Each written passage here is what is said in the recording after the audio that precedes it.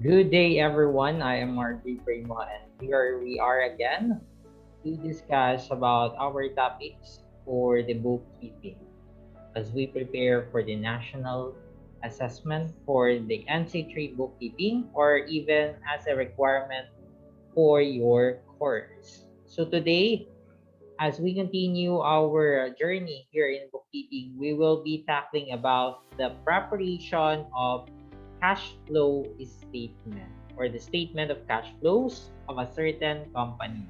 So first thing first, what is cash flow? So cash flow statement is being used in order for us to see the flow of the cash of a certain business. So meaning there is a certain business that is being identified whether they are knowledgeable enough and efficient enough to use their cash on the operation, on their investing activities, and in their financing activities. So, nahati-hati po yung cash flows, it's either cash inflow or cash outflow. Yung cash inflow po ay pagpasok ng pera sa business. Cash outflow ay paglabas ng pera naman sa business. Okay. So, nahati po ang activities sa cash flow statements sa tatlo. At ang una po dyan ay yung operating activities, pangalawa yung cash flows from investing activities, at pangatlo po yung cash flows from financing activities. So ano nga po ba yung mga cash flow from operating activities? So ito po yung mga activities na kung saan gumamit ng cash, it's either gumalaw yung cash papasok, nadagdagan yung pera, or nabawasan ng pera ng company doon sa buwan kung kailan siya ginagawa. Ano? So, for example, dito, ang operating activities, operation. So, ano nga ba? Kung ito po ay merchandising business, meaning, yung pong mismong merchandising operation, kapag involved po siya, activities po siya sa operasyon. For example, nagbebenta ka ng merchandise, buying and selling ka. Therefore, yung natanggap mo na bayad kay customer, that is operating activity. Kapag naman nagbayad ka kay supplier, that is operating activities. Pag nagbayad ka ng mga operating expenses, those are operating activities. Therefore, yan po yung mga aktibidades dahil merong operasyon yung business. Next po ay yung cash flow from investing activities. Usually po kasi, nagkakaroon ng investing activities dahil may pera yung company. So, kung walang pera, paano ka mag-invest? Tama po ba?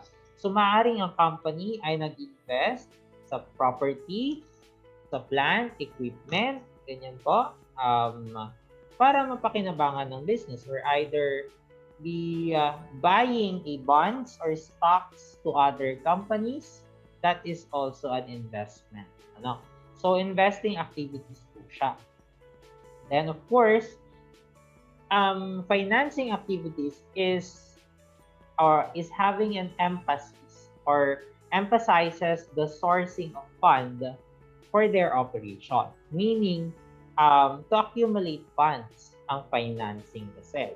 Therefore, dito po usually papasok yung pera. For example, nag-invest si may-ari, umutang ka sa bangko, or nag-withdraw yung owner ng assets, specifically cash in this topic, para sa kanyang personal use. So, those can be accounted for financing activities. Okay? Now that you have known the three types of activities of a certain business, let's deal with the preparation of the cash flow statement. Okay, in cash flow statement, all you have to do is to cluster all of the transactions being posted in a ledger. So dito po ang gagamitin mo ay direct method po tayo. So, kapag indirect method, nagsisimula po dito ng net income, tapos i-add back yung minus na non-cash expenses like depreciation and so on. Pero tayo po ay magda-direct since ito po yung nire-require ng standard for TESDA. Ano? So, kailangan po nating sumunod din aside sa requirement ng CHED. Okay? So, pumunta na po tayo. Ako po ng estudyante, first time kong gagawa nito, what I did was to classify first kung investing ba siya, operating pa siya, or financing ba siya. So, let me denote O for operating, I for investing, and financing with the F. Okay? So, yung cash investment by the owner, that is financing. Nagsosource ka ng fund yan. Cash purchase of supplies, that is operating. Next, acquisition of equipment, that is investing. Kasi mapapakinabangan mo yan. In the future, payment for freight in, that is operating. Nagbayad ka ng freight charges. Freight out, operating. Payment to supplier, that is definitely an operating activity. Kasi nagbe-buy and sell ka ng merchandise. Collection from custom, of course, operating. Dahil operating ka, nag-ooperate ka, therefore, may benta ka. Okay? Payment to employees, yes, operating, kasi hindi ka naman makakapag-operate ng walang labor. Tama? Next is purchase of merchandise. Operating, paano kang makakabenta kung walang pambenta? Tama? Bank borrowings, umutang ka, that is financing. Para magkapera ang company, mula sa utang. Payment for freight in, that is operating.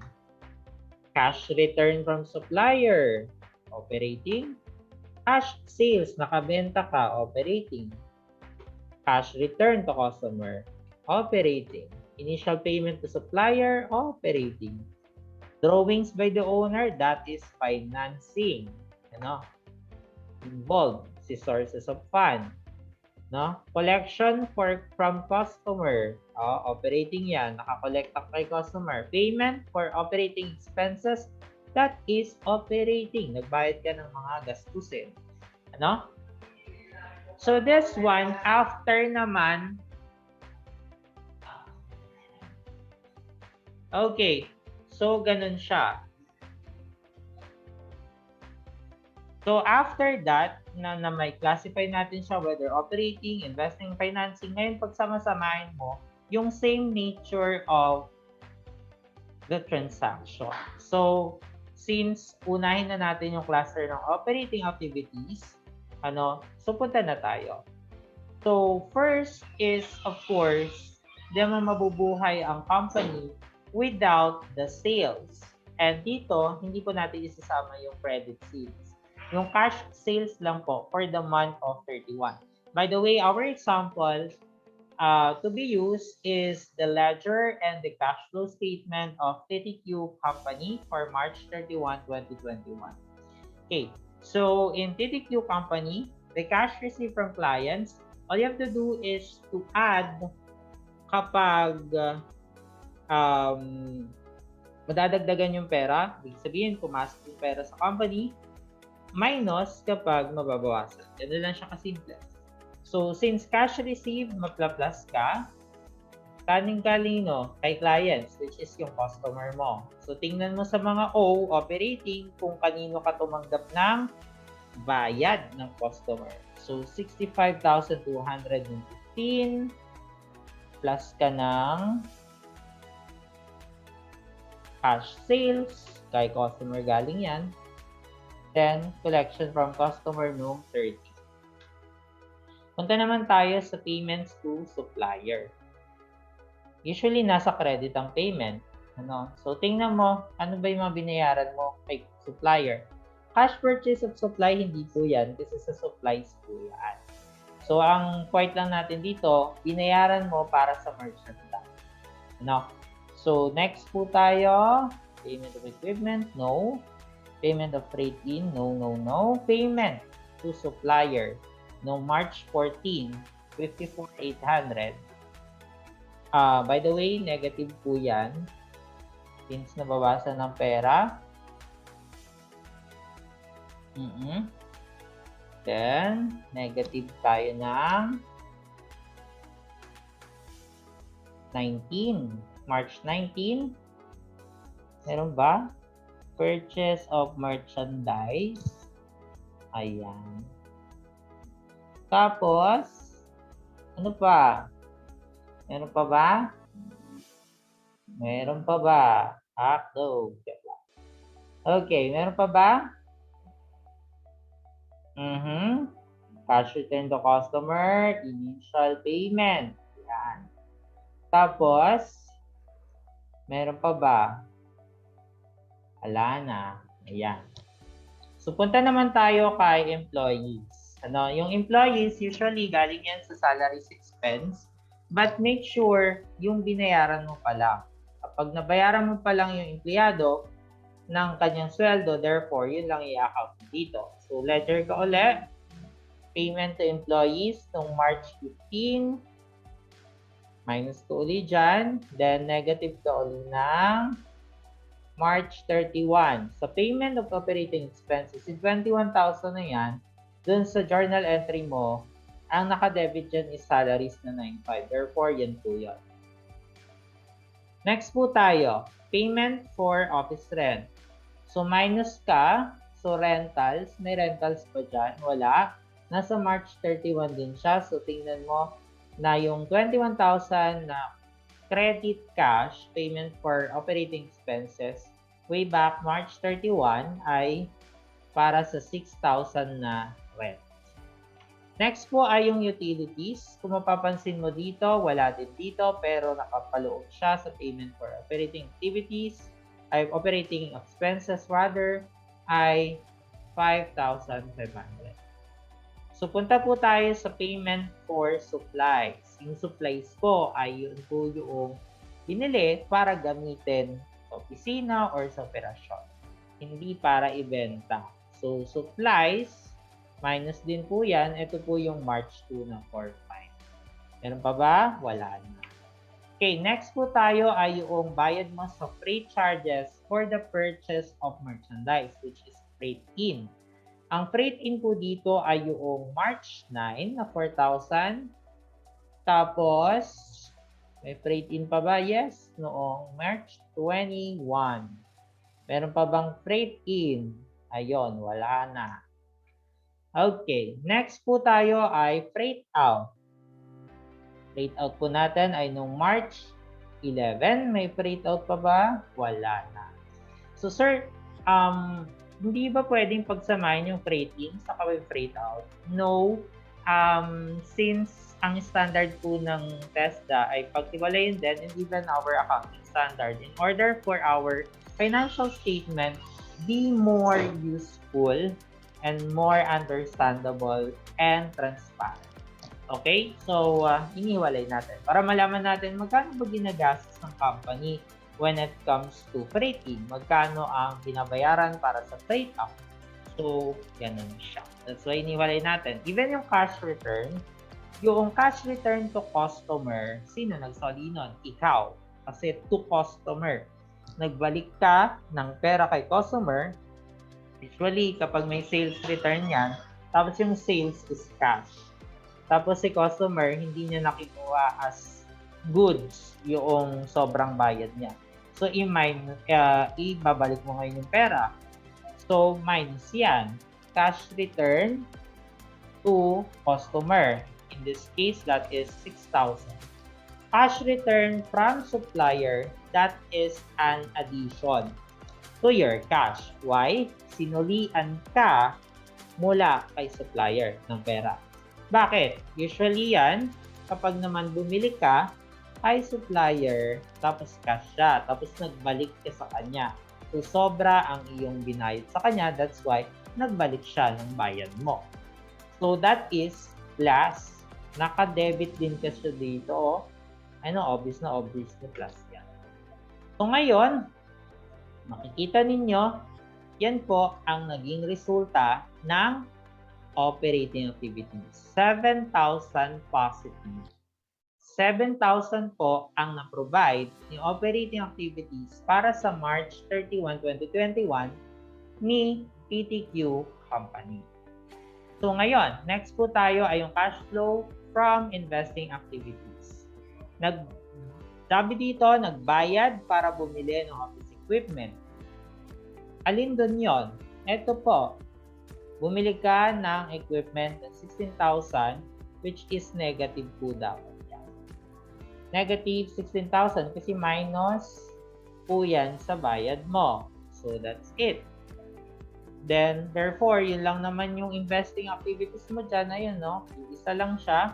So, ang total niya, which is ang nagamit ng investing activities for the March transaction is 16,000 pesos. Ngayon po, punta tayo sa financing. Cash received as investment by the owner or pwede mong gamitin yung cash received from investment by the owner. Pwede po yan. Okay, so add yan kasi pumasok ang pera. Naka-debit din po dito yan noong March 1. Then punta po tayo sa cash received from borrowings. Umutang po sa bangko.